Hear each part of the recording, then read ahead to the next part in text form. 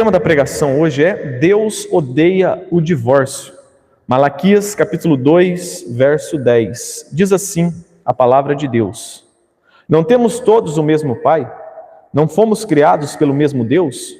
Por que então somos infiéis uns aos outros, quebrando a aliança de nossos pais? Judá tem sido infiel. Uma abominação foi cometida em Israel e em Jerusalém, porque Judá profanou o santuário do Senhor, o qual ele ama, e se casou com a filha de um deus estrangeiro. O Senhor eliminará das tendas de Jacó o homem que fizer isso, seja quem for, e o que traz ofertas ao Senhor dos exércitos. Além disso, ainda cobris o altar do Senhor de lágrimas, choro e gemidos, porque ele não olha mais para as ofertas, nem as aceita da vossa mão com prazer. Mesmo assim perguntais: por quê? Porque o Senhor tem sido testemunha entre ti e a esposa que tem desde a juventude, para a qual foste infiel, embora ela fosse tua companheira e a mulher da tua aliança matrimonial. Verso 15. Não foi o Senhor que fez deles um só? Fez deles um só? Eles lhe pertencem em corpo e espírito. E por que um só? Porque ele queria uma descendência santa. Cuidai de vós mesmos, portanto, e que ninguém seja infiel para com a sua esposa desde a juventude, pois eu odeio o divórcio e também odeio aquele que se veste de violência, diz o Senhor Deus de Israel. Porque cuidai de vós mesmos, diz o Senhor dos exércitos, e não sejais infiéis. Então, como eu disse, hoje eu vou tratar um pouco sobre o divórcio e o casamento misto. Para nós entendermos melhor aqui essa passagem de Malaquias, vamos lembrar do contexto, O povo de Israel, por causa de seus pecados, havia sido punido por Deus. E qual foi a punição? Deus envia o rei da Babilônia, para destruir a cidade de Jerusalém, mata muitas pessoas, leva outras como escravos lá para a Babilônia, para servir ao rei Nabucodonosor. O templo é destruído, é queimado, os muros de Jerusalém são derrubados. Então eles estão vivendo um caos. Eles viveram um caos, foram levados para a Babilônia. Passaram 70 anos na Babilônia, vivendo como escravos. E após os 70 anos, agora eles começam a retornar a Jerusalém. Então eles começam agora a reconstruir o templo, arrumar o templo ali, que havia sido tudo queimado.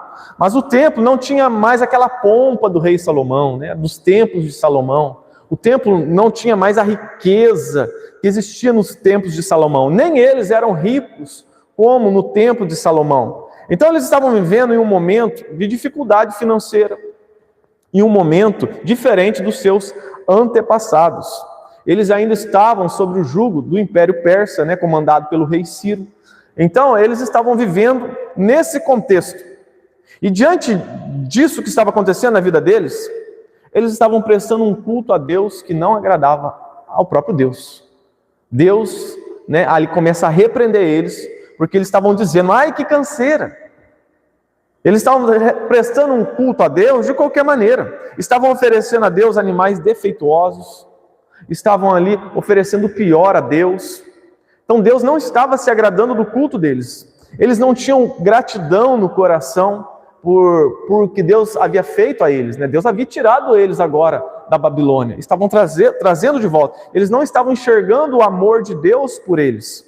E aí Deus, ele diz, eu vos tenho amado.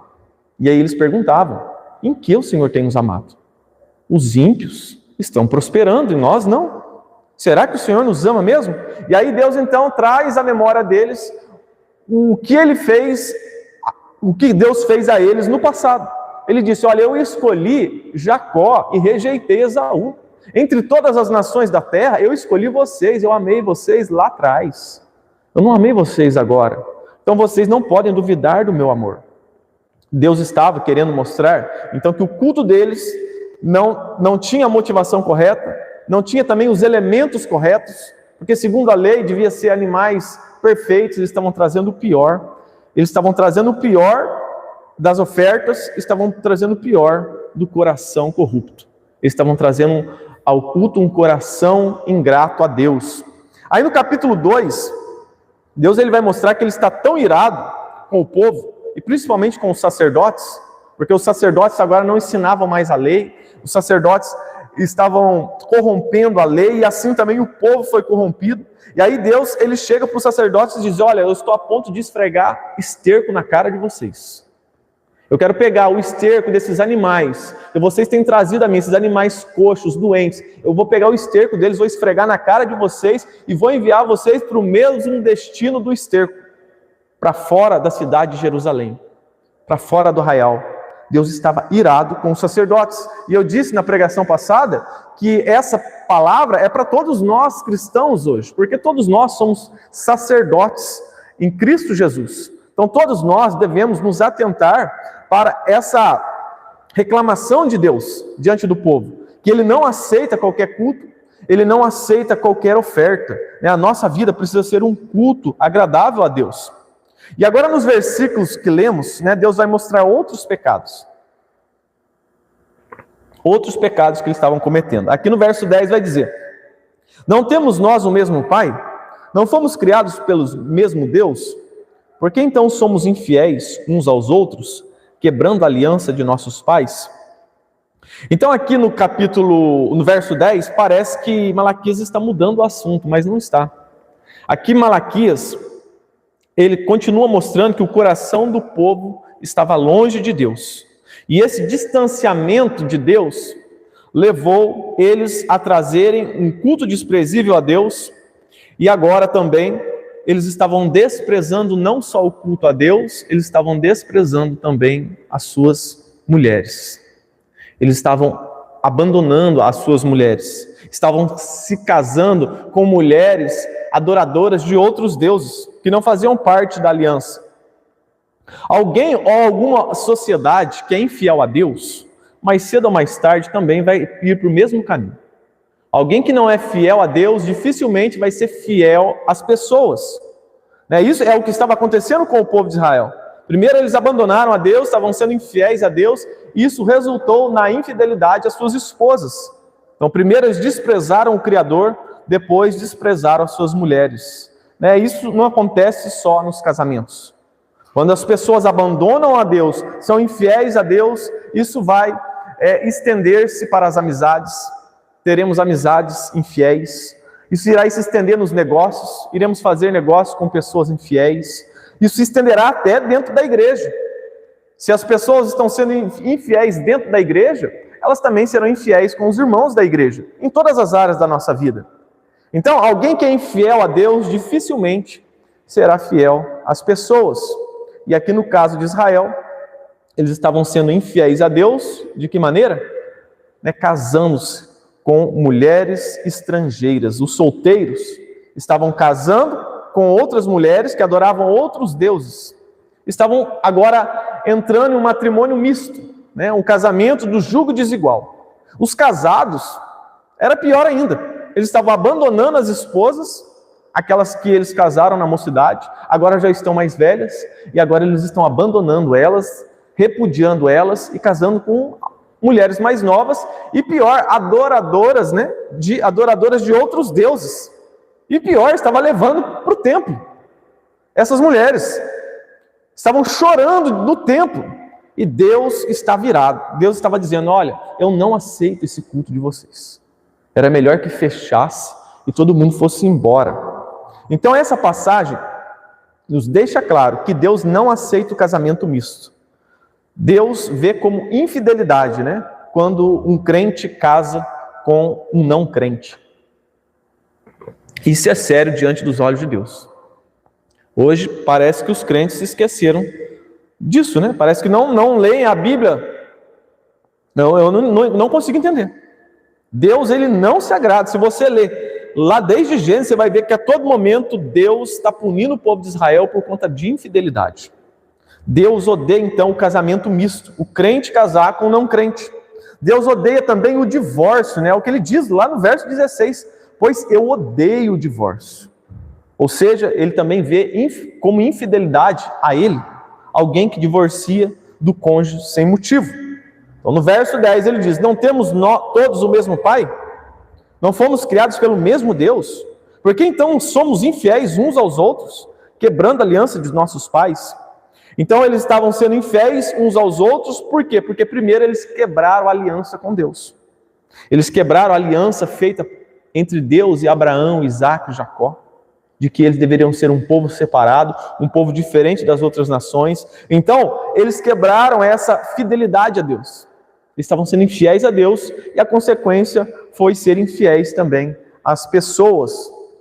Em todo o Antigo Testamento, o termo infidelidade é usado mais de 25 vezes.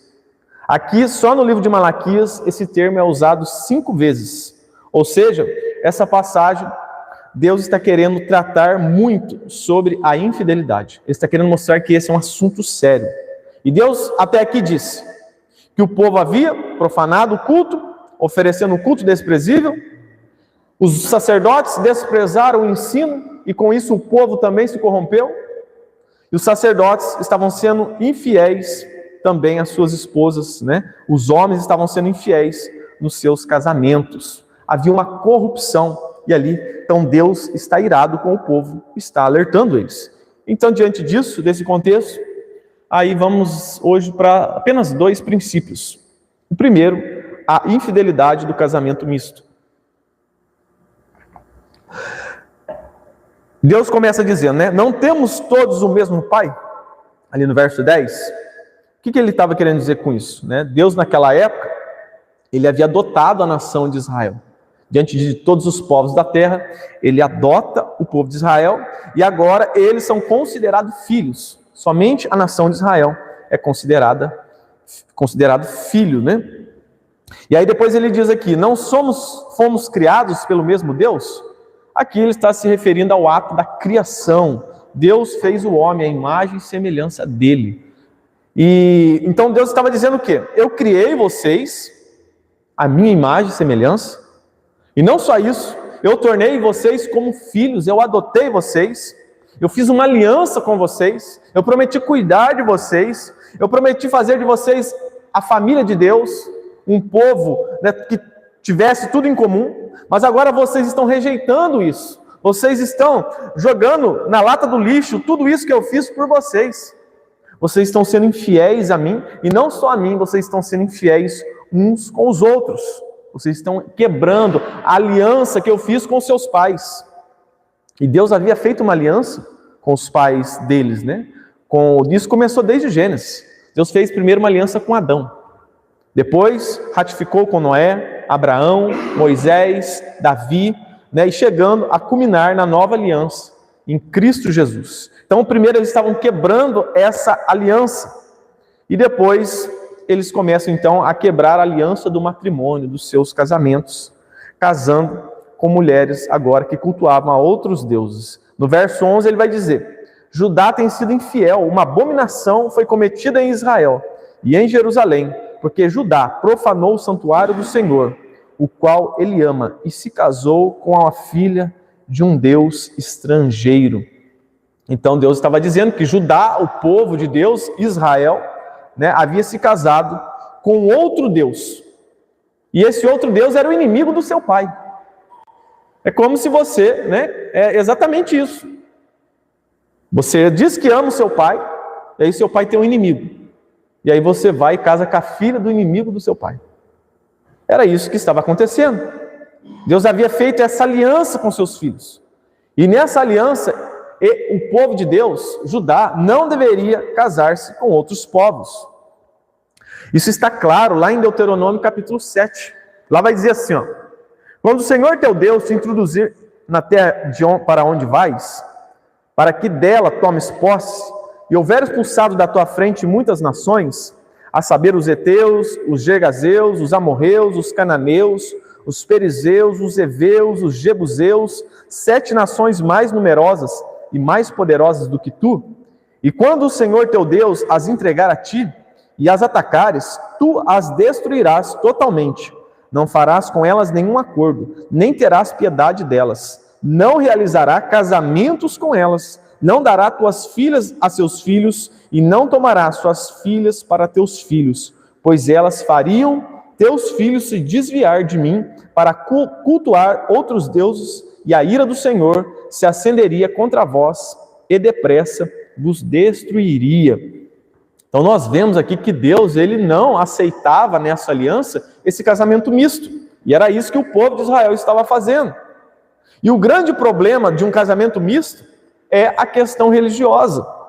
Pois o casamento com adoradores de outros deuses vai enfraquecer a família, vai enfraquecer os filhos, porque agora eles vão aprender sobre um outro Deus. Eles não serão totalmente fiéis ao Deus de Israel. Né? Uma observação. Deus ele não aceitava o casamento misto, mas, porém, se essas pessoas se convertessem a ele, aí eles eram aceitos. A gente vê o exemplo disso na vida de Ruth.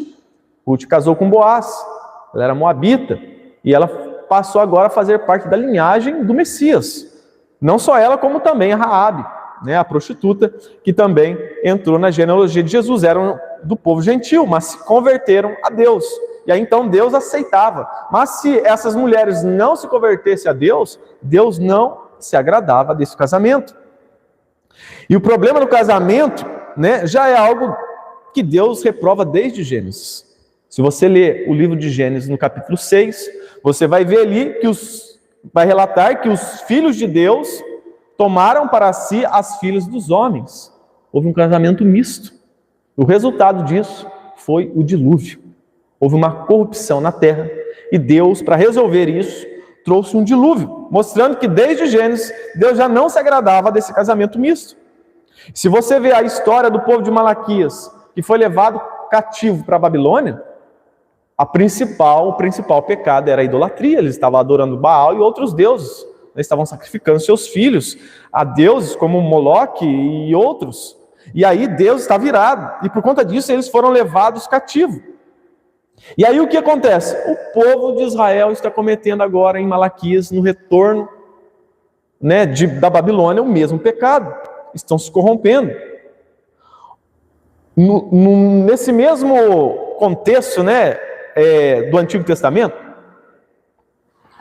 Esdras e Neemias, que lideravam o povo nesse retorno do cativeiro babilônico, eles enfrentaram no início esse problema do casamento misto. E eles tiveram que tomar uma atitude drástica. Nós iremos ver aqui, olha o que diz Esdras capítulo 9. Terminado tudo isso, os líderes vieram falar comigo. O povo de Israel, inclusive os sacerdotes e os levitas, não se separavam dos povos destas terras, das abominações dos cananeus, dos heteus, dos perizeus, dos jebuseus, dos amonitas, dos moabitas, dos egípcios e dos amorreus. Eles e seus filhos, se casaram com as filhas desses povos e com eles misturaram o povo santo. Lá em Esdras capítulo 10, vai dizer assim, no verso 1, enquanto Esdras orava e fazia confissão, chorando-se, prostrando-se diante do templo de Deus, ajuntou-se a ele uma grande multidão de israelitas, homens, mulheres e crianças, e eles também choravam amargamente. Então Secanias, filho de Jeiel, um dos descendentes de Elão, dirigiu-se a Esdras dizendo, temos sido infiéis para com o nosso Deus quando casamos com mulheres estrangeiras dentre os povos da terra. Mas mesmo assim, ainda há esperança para Israel.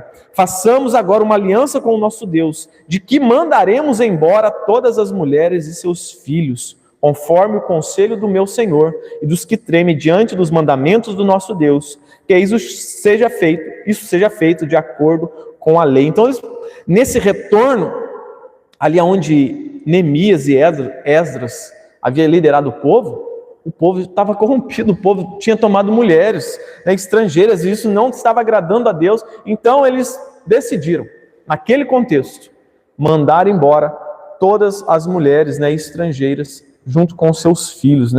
E olha o que aconteceu. Então aí Neemias e Esdras talvez, então a gente resolveu o problema. Só que passa-se o tempo. O que acontece? Neemias vai mostrar que eles voltaram no mesmo pecado, já sofreram no início em mandar embora as mulheres com os filhos estrangeiros. Agora eles estavam de novo tomando para si mulheres estrangeiras. Olha o que Neemias vai dizer lá no capítulo 13. Além disso, naqueles dias vi que também alguns dos judeus tinham casado com mulheres de Asdod, Amon e Moabe. A metade dos seus filhos falava a língua de Asdod, ou de outro povo. E eles não sabiam falar a língua judaica. Eles estavam perdendo agora a sua língua materna, sua língua de origem. Os filhos estavam agora aprendendo outra língua, nem mais a língua do povo judeu. Olha o que aconteceu. Olha o que Neemias fez com esse povo que novamente caiu nesse pecado do casamento misto. Fiz que jurassem em nome de Deus e lhes disse: não darei vossas filhas em casamento aos filhos deles, e não tomarei as filhas deles para os vossos filhos, nem para vós mesmos. Acaso não foi nisso que Salomão, o rei de Israel, pecou? Entre muitas nações não havia rei semelhante a ele. Ele era amado por seu Deus, e Deus o constituiu sobre todo Israel. Contudo, até foi levado ao pecado pelas mulheres estrangeiras.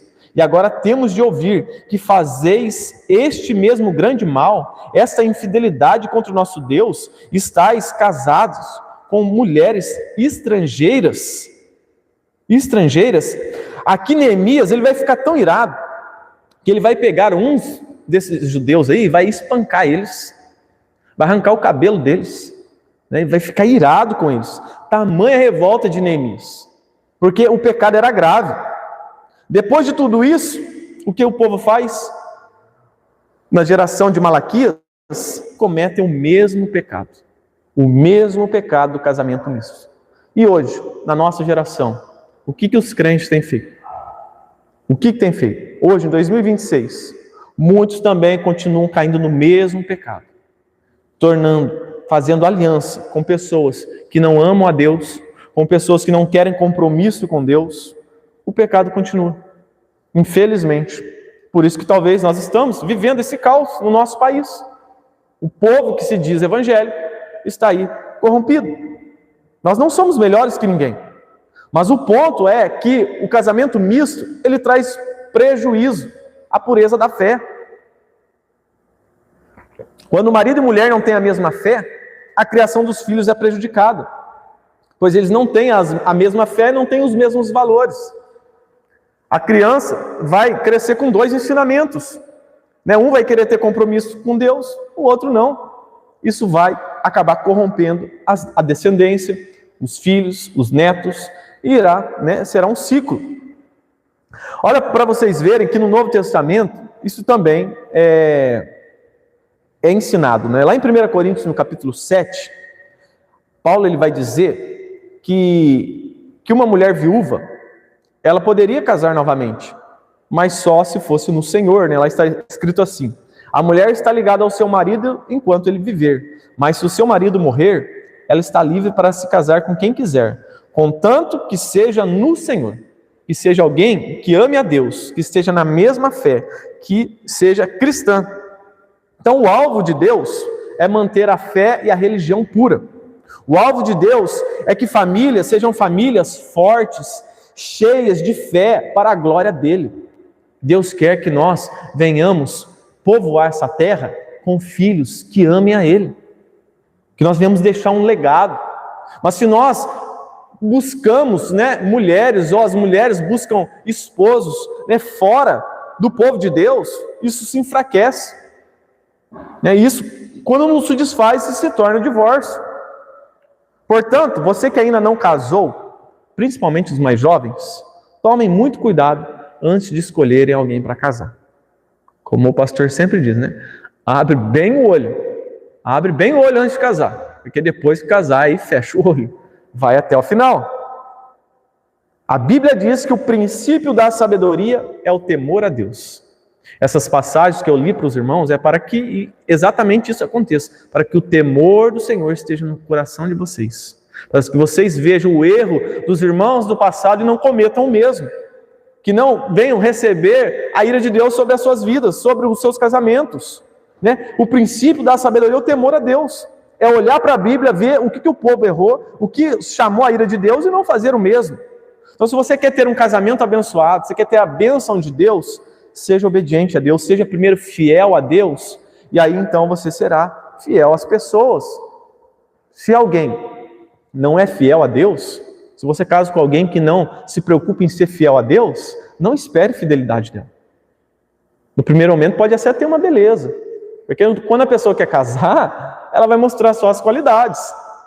Você vai falar para você, vai ser submissa a mim? Vou até o final, até que a morte separe. Mas se ela não ama o seu Deus, se ela não serve ao seu Deus, ela não vai carregar até o final esses votos. Se ela não é fiel a Deus, dificilmente ela vai ser fiel a você. A mesma coisa que acontece para a mulher. Se o homem não é fiel a Deus, dificilmente ele vai ser fiel a você. Quando as coisas ficarem ruins, a fé dele vai ser abalada. Sendo talvez que nem tenha fé, né? Não seja como Sansão. Sansão era um homem escolhido por Deus, nazireu, era para ser separado, era para seguir esse caminho, casar com alguém do povo de Deus, e ele escolheu mulheres fora do povo de Deus. E teve a sua vida ali, né, desgraçada, viveu momentos difíceis em sua vida, principalmente nos relacionamentos com mulheres.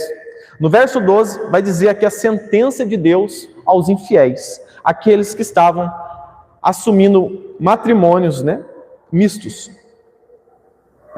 Vai dizer assim: o Senhor eliminará das tendas de Jacó homem que fizer isso, seja quem for, e o que traz ofertas ao Senhor dos exércitos, seja quem for, não importa quem seja essa pessoa. Ou seja, é a mesma coisa hoje, não importa se você é pastor, presbítero, diácono, se você toca na igreja, se você presta algum serviço para a igreja, ou se você não faz nada, se você vem apenas na igreja, se você entrar nesses casamentos, Deus irá lhe destruir. É isso que ele está dizendo. Isso vale para nós hoje. Em segundo lugar, e último, a infidelidade do primeiro casamento.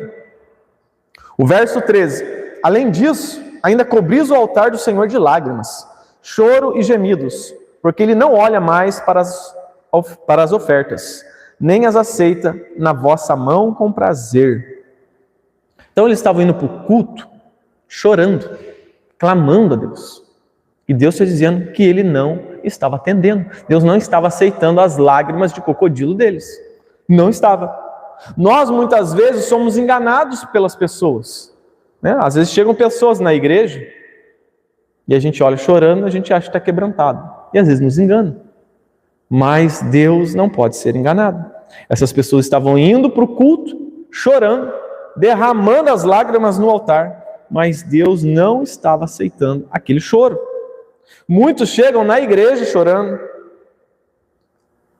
quando muitas vezes também chegam na igreja, né, chorando e reclamando da igreja passada, a igreja anterior. A gente tem que tomar cuidado, porque às vezes o choro não pode ser verdadeiro. Talvez o choro é um choro mentiroso. Ele começa a contar uma versão para você que ele foi arrebentado na outra igreja, chora até. Na verdade, às vezes é o contrário. Às vezes ele foi um demônio lá, ninguém aguentou ele, aí ele foi expulso. Então nós temos que ter cuidado. Às vezes ele vivia na prática do pecado, era insubmisso, não aceitava nada do que a igreja dizia, e aí por isso ele foi expulso, e aí, né, quer agora dizer que é a vítima. Temos que tomar cuidado. A mesma coisa acontece quando a pessoa perde o emprego. Às vezes ela é preguiçosa, dá atestado a todo momento, né? Não aceita nada o que o patrão fala, as ordens do chefe. Ele é um mau funcionário, aí ele é mandado embora e aí ele agora está chorando. Ele está chorando, mas ele está chorando não por conta dos seus pecados, não por conta dos seus erros, não por ser um preguiçoso, um mau funcionário. Ele está chorando por conta da consequência do seu pecado. Por isso que ele está chorando. Não é um choro que agrada a Deus. A mesma coisa acontece em velórios, né? As pessoas muitas vezes estão chorando lá no velório. Ah, eu quero ir morrer junto. Mas às vezes não é por conta de amar aquela pessoa. É por conta de remorso, de não ter feito o que ela deveria ter feito em vida. De ter amado aquela pessoa em vida. Está lá agora com remorso, chorando. Então por isso devemos ficar atentos, né, com o choro. Nem todo choro é um choro verdadeiro de quebrantamento. Muitas vezes o choro é consequências do pecado. E era esse o motivo do choro do povo de Israel, pecado. Por isso que eles estavam chorando, né? Estavam chorando e Deus não estava aceitando. Deus não estava aceitando esse choro. Por quê? Porque estavam vivendo na prática do pecado e ao mesmo tempo estavam querendo cultuar a Deus. Era como se Deus dissesse assim, olha, vocês podem aí rodar, pular, pode gritar, correr, fazer aviãozinho na igreja, pode chorar, que eu não vou aceitar o culto de vocês. Pode fazer o que quiser, não vou aceitar. E eles ainda questionavam, né? Eles estavam no pecado e ainda questionavam.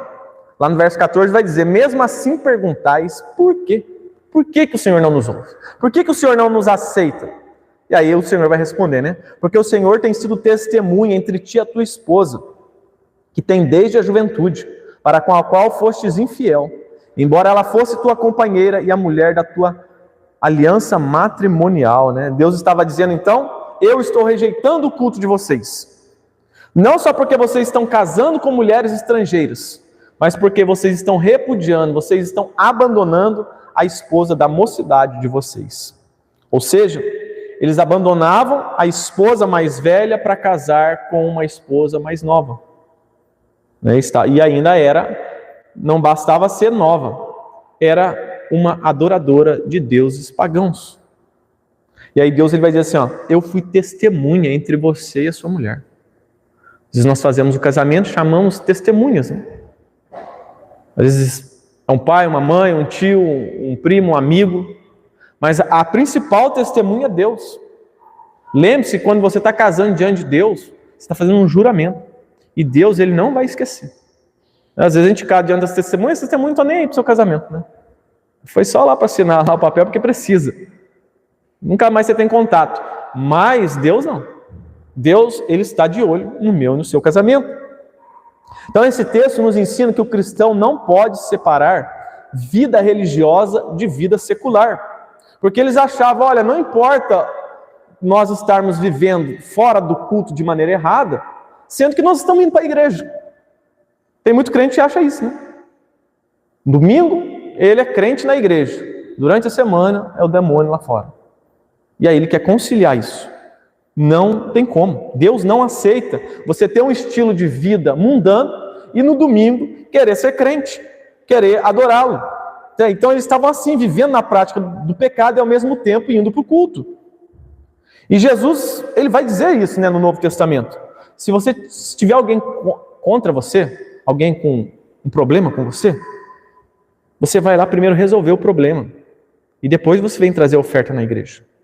Resolva o seu problema. Mostrando, né, que vida secular caminha junto com a vida religiosa. Então esse texto também nos mostra que Deus odeia, né, o divórcio. Por isso que Jesus lá em Mateus 19, ele vai dizer assim: porquanto deixará o homem pai e mãe e se unirá à sua mulher, e serão dois numa só carne. Assim não são mais dois, mas uma só carne. Portanto, o que Deus ajuntou, não o separe o homem. A nossa igreja, ela entende que o casamento é até que a morte separe. Quando Jesus ele vai responder o questionamento dos fariseus, Moisés nos deu carta de divórcio. E aí Jesus vai dizer assim, olha, ele deu por conta da dureza do coração de vocês. Mas a vontade inicial de Deus não é essa. Deus permitiu. Mas a vontade inicial de Deus é que vocês vão até o fim com a primeira esposa. Mas nós vemos que Jesus mesmo, ele deixou algumas cláusulas. A igreja entende que em algumas situações o divórcio é permitido.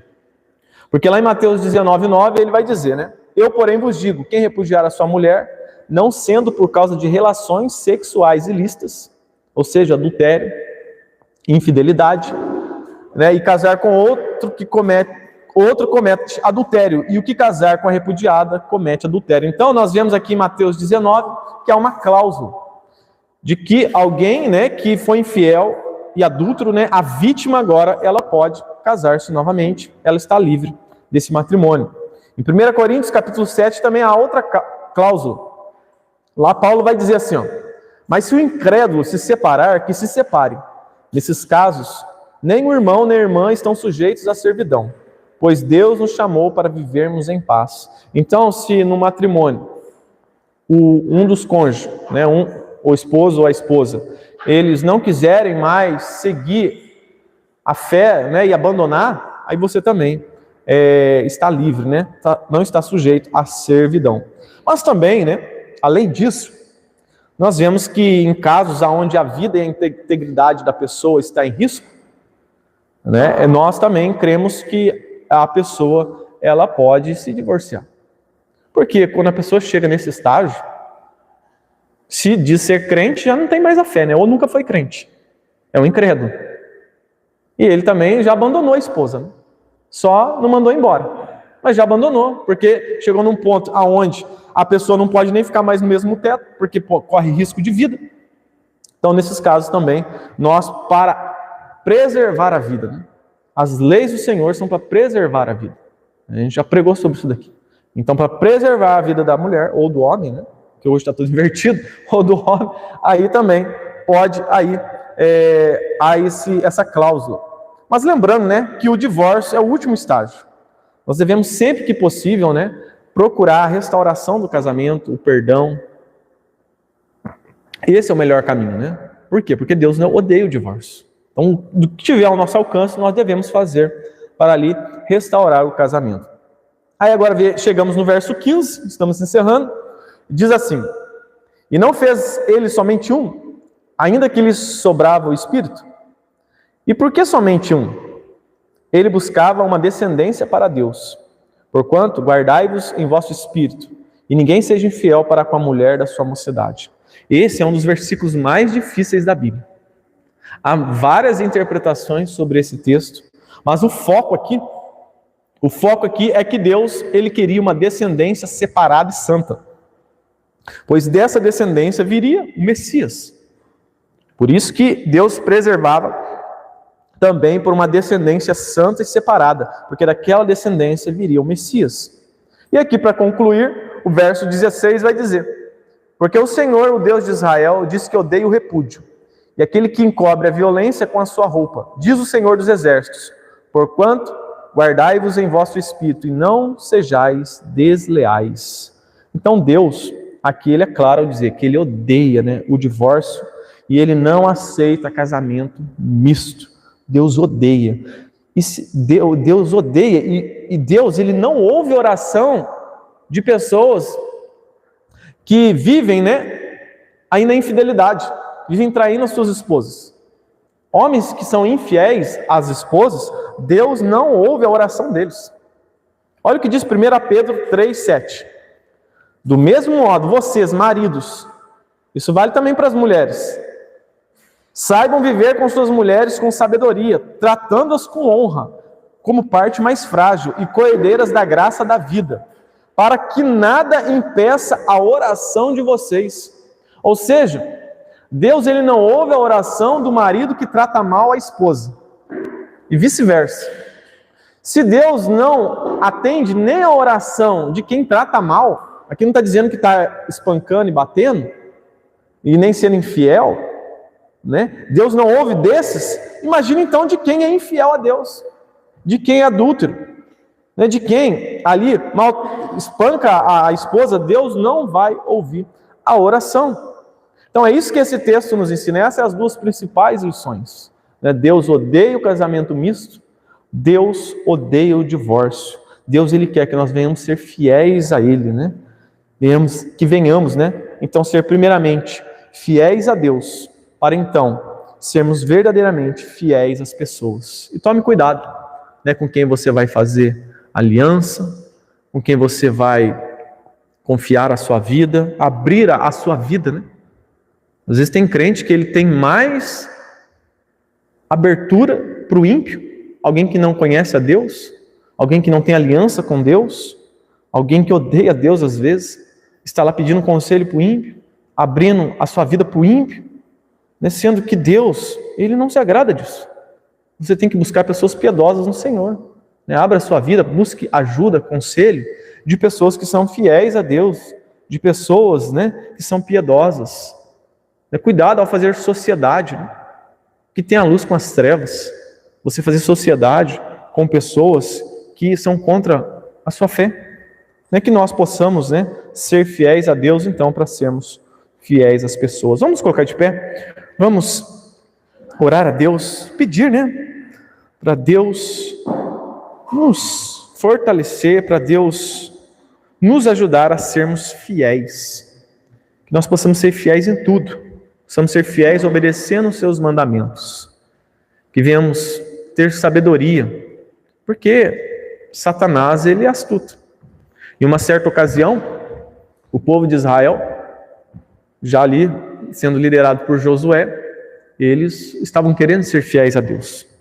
Mas um povo chegou diante de Josué com roupas velhas, pão cheio de mofo, sandálias gastadas, e fez uma aliança. Fez uma aliança com o povo de Israel. Isso não agradou a Deus, eles foram enganados. Então tome cuidado antes de entrar em uma sociedade, num relacionamento, numa amizade. Tome cuidado, né? Porque Satanás, ele quer isso. Ele quer que nós venhamos pecar, que venhamos quebrar as alianças com Deus, os mandamentos de Deus, para que nós, né, não venhamos ser abençoados, para que nós venhamos estar debaixo da ira do Senhor, que nós possamos ter sabedoria, né, para viver nesse mundo, para sermos fiéis a Ele.